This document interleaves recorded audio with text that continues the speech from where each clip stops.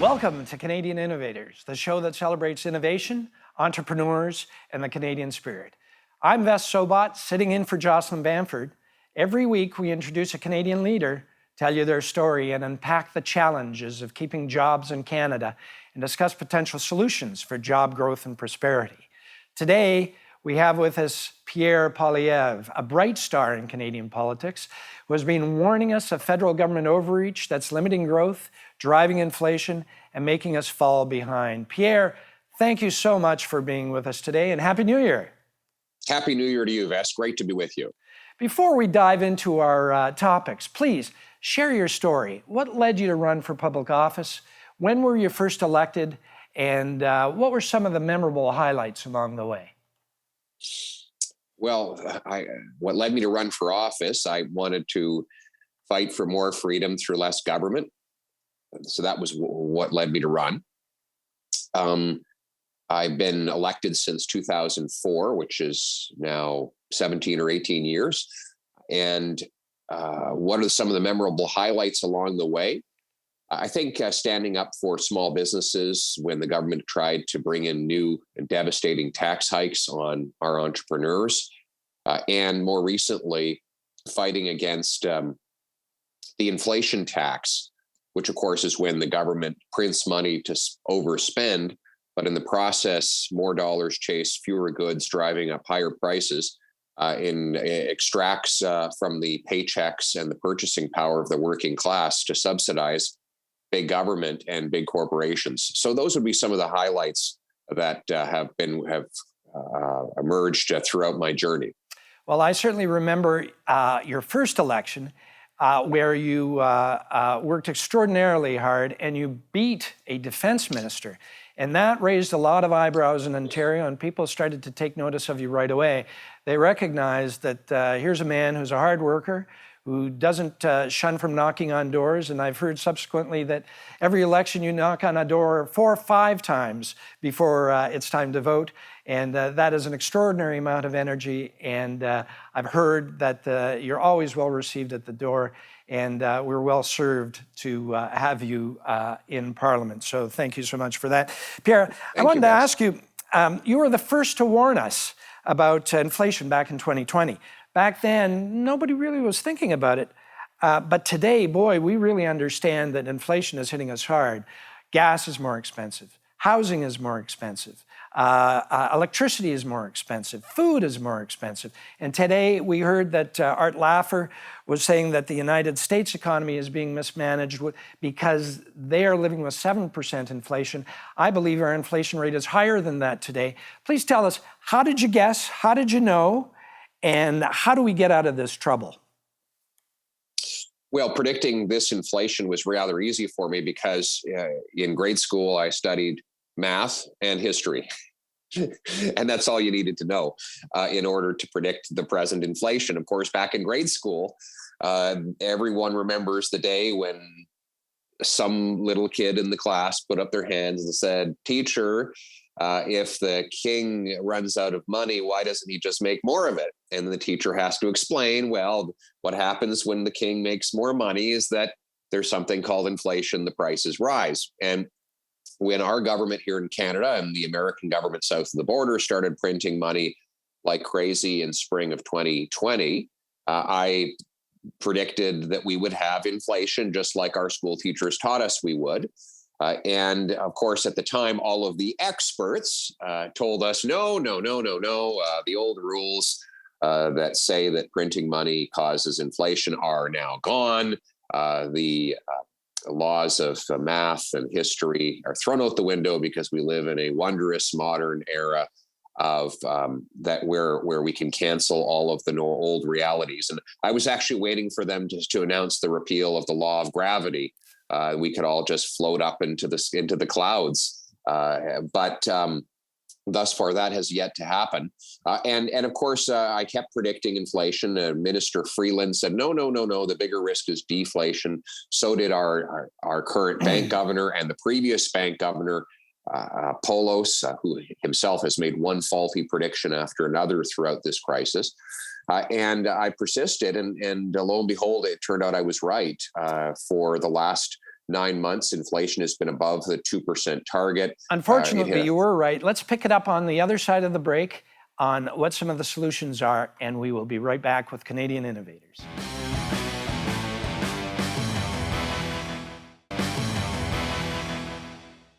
Pierre, pick up your last thought there.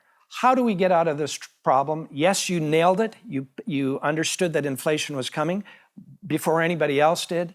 What's the solution here?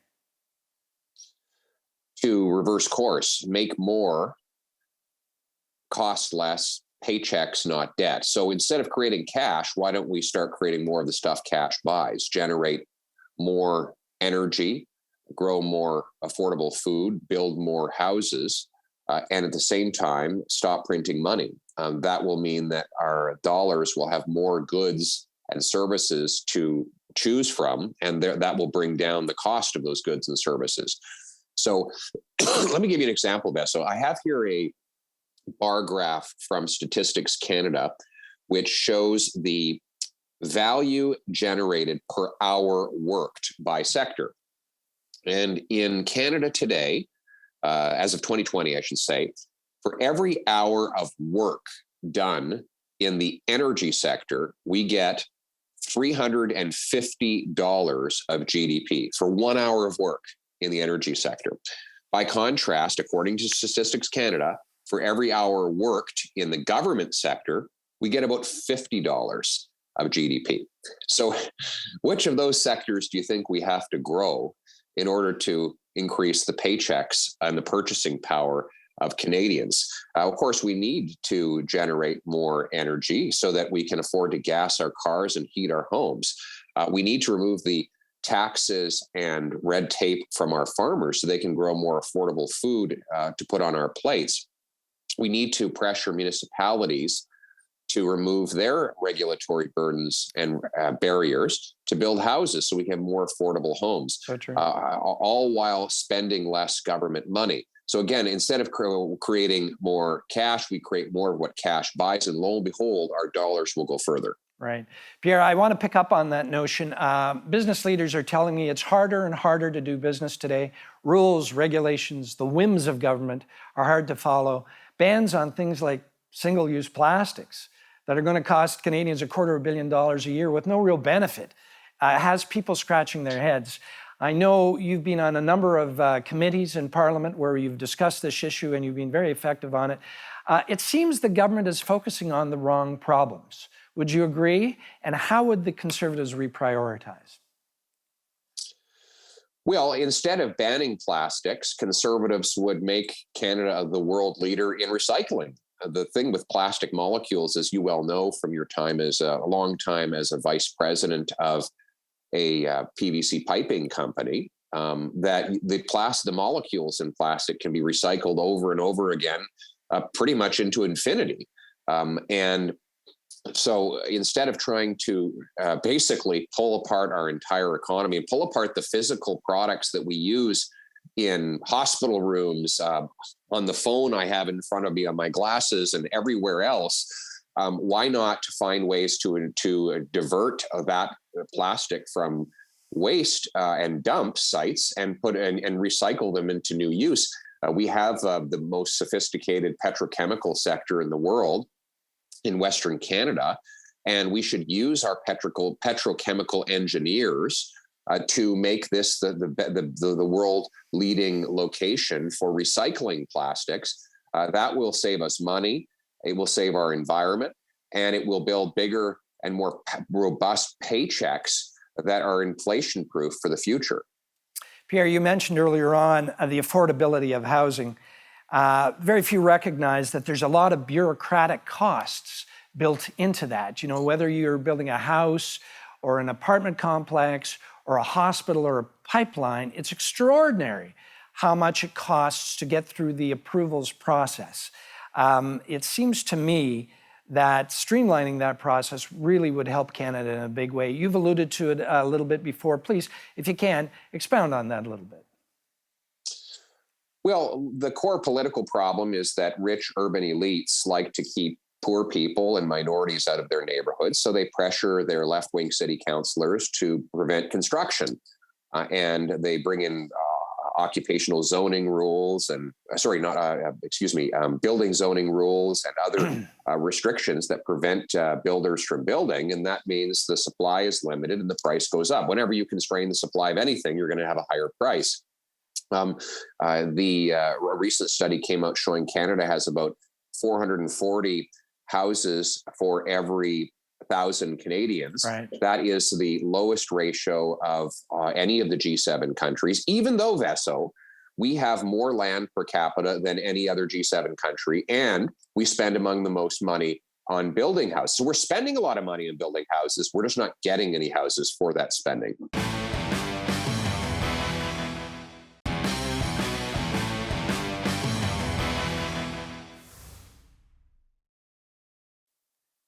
Pierre, I'd like you to follow up on that notion just before the break, housing affordability. I want to share with you a little story. Phoenix, Arizona was having a hard time building stuff, and they finally got together, City Council got together, and they created circumstances such that they could issue housing permits in 24 hours. This is extraordinary. Wow. This is innovation. This is thinking. Please share some thoughts with us on how we can do similar things. Well, the turnaround time for building permits in Canada ranges as high as 7 to 10 years from the time that a developer buys the land to the time they can actually build on it. During that time, there are families who are clamoring to find a place to live but can't. And 10 years of their lives go by before the house they'll eventually live in can be built. Wow. And the result is that supply constraints combined with a massive infusion of federally printed cash has inflated our housing bubble to the second worst in the world, according to Bloomberg. Now, Vancouver is the second and Toronto the fifth most unaffordable housing market on planet Earth when you compare average price to average income. More unaffordable than Manhattan, San Francisco, Los Angeles, London, England, or even Singapore, a tiny Southeast Asian island. All these places have more money, more people, and less land, and yet somehow they are more affordable than Canada's two biggest cities. And the answer, two of Canada's biggest cities, the answer to the riddle is very simple. We need to build more and print less if we want more affordable housing. So true. So true.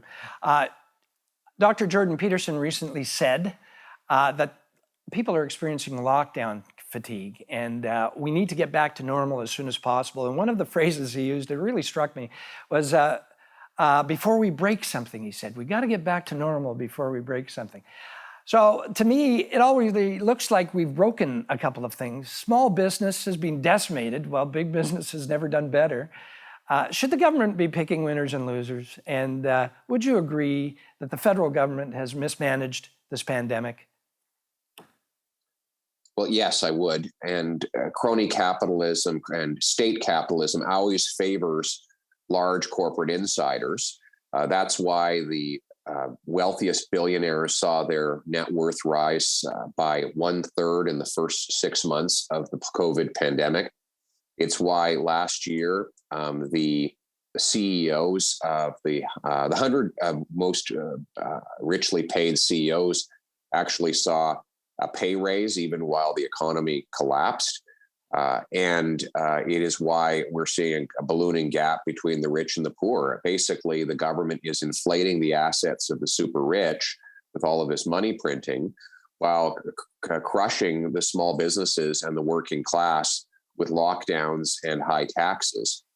And what we need to do is unleash the free enterprise system that favors the underdog rather than the fat cat, the challenger rather than the incumbent, and the working people rather than just the corporate insiders. And that's what I'm fighting for. And that would truly be innovation.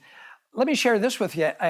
Something that I read this morning in the paper, with so many supply chain issues and shortages of goods, the government was well on its way of making things even worse. They were going to impose mandatory vaccines on truckers on January 15th. Right. That would have led to at least 20, 30, 40% reduction in truckers and the goods that they deliver. Thankfully, they dropped the idea this morning. But Pierre, Right. What are they thinking? Well, Chrystia Freeland said early on that the pandemic was a political opportunity. A political opportunity. Who talks about a deadly pandemic in that way? And that's how they view this vaccine issues. They've tried to divide Canadians based on vaccine status, based on gender, race, and every other category they can come up with for political opportunity. It is a divide and conquer strategy. Every once in a while, it smashes into reality, as it did with the issue of the truckers. I'm sure they would have loved to have targeted the minority of truckers who are not vaccinated and singled them out for political advantage. But doing so would have exposed a massive problem for the voting public, who would see their massive shortages result. So they did have to back down. So true. But it took them a long time because they were once again, licking their chops, looking at a political opportunity by singling out a minority. Hold that thought. We'll be back right after the break, and we'll conclude with a couple of more questions.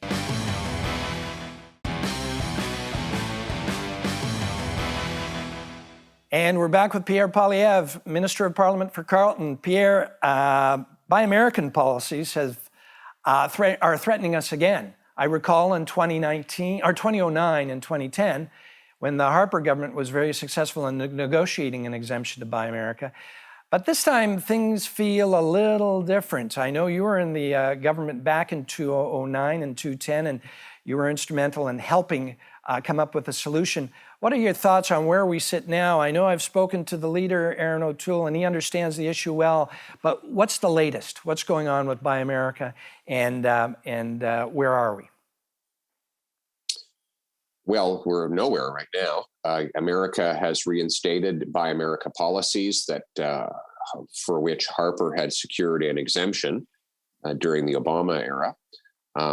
We also have renewed tariffs on Canada's softwood lumber, also something Harper had succeeded in removing. We have the administration blocking the Keystone Pipeline.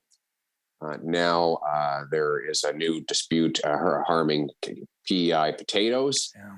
Of course, the Build Back Better bill, so-called, that Biden wanted to pass was going to provide a discriminatory tax treatment against Canadian-made electric cars. It is actually hard to think of a single thing that this current Liberal government has achieved on Canada-U.S. relations. We're losing on all fronts. And the USMCA, which Chrystia Freeland negotiated, she really negotiated, it was basically put in front of her by the Mexicans and the Americans, and she signed it without objection, basically got us absolutely nothing we didn't already have from the previous NAFTA, while exposing us to all of these other defeats that I just enumerated. But what we need is a return to professional diplomacy that puts Canadian interests first and fights for our workers and consumers. I totally agree. And we need it quickly, because Buy America is going to be implemented momentarily, and Canadian manufacturers were going to be shut out of a lot of opportunity in the United States. Well, it's idiotic policy, as you know, Ves, back in when they tried it in 2008. California had to tear Canadian pipelines out of the ground, pipings out of the ground, because they weren't made in America. And good thing Harper stepped in, got an exemption, so companies like the one you used to be vice president for were able to continue paying Canadian wages to make product that American states and cities could use in their infrastructure. Yeah, no, so true. You've really captured that well. Pierre, we have about 1:30 left. What other policies do you think we need to put in place to unleash Canadian innovation and Canadian innovators? Well, we should be the fastest place on earth in which to get a building permit. You know, I'll give you an example of a funny contradiction. The government keeps telling us how they love these green jobs. So I have just looked up today an article from the Globe and Mail, which says, and I quote, "There are no lithium mines, no lithium processing facilities, and no lithium-ion battery makers in Canada. The country is a minnow compared to the US, Australia, and especially China," end quote. That's from the Liberal Globe and Mail.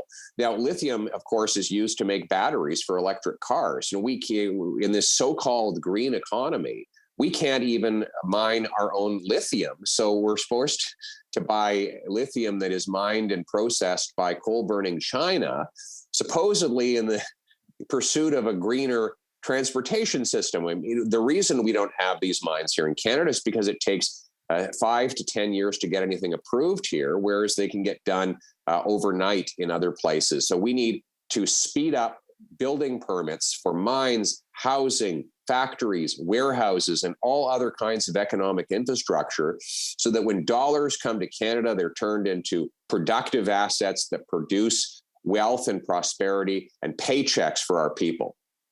On that note, thanks for your time. That's all the time we have for today. Thank you, Pierre, finance critic and Conservative MP for Carleton. We appreciate you sharing your ideas with us, and we wish you great success. Somehow I sense that your success will be Canada's success too.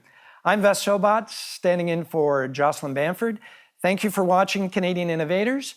If you have a story to tell, write us at Canadian Innovators at thenewsforum.ca, and maybe we'll see you on the show soon. Thanks, Veso. That's all the time we have today. Thanks to our guest, Pierre Poilievre, finance critic and Conservative MP for Carleton. We appreciate you sharing your ideas with us, and we wish you great success, because somehow I sense your success will be Canada's success too. I'm Ves Sobot, sitting in for Jocelyn Bamford. Thank you for watching Canadian Innovators. If you have a story to tell, write us at Canadian Innovators at thenewsforum.ca.